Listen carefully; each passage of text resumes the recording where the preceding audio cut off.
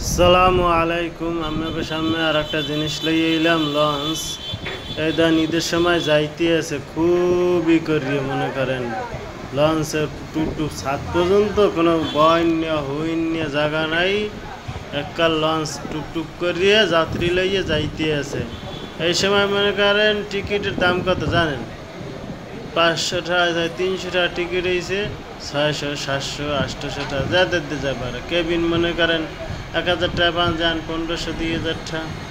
কী করবেন? করার কিছু নেই। ওই যে না, বাড়ির টান, আইতে হইবে আবার যাইতে হইবে।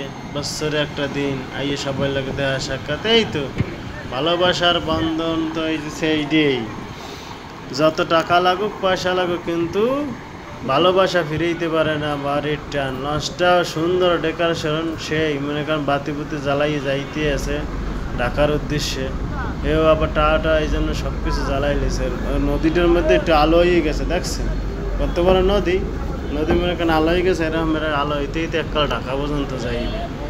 তা আমরা বরিশালতে সহজেই লঞ্চে যাইতে পারেন, গাড়িতে যাইতে পারেন। বরিশাল সুযোগ সুবিধা অনেক ভালো। কেবিন যদি লাগে অনলাইনে নিতে পারবেন, কোনো সমস্যা নাই। টিকিট মিকিট দেওয়া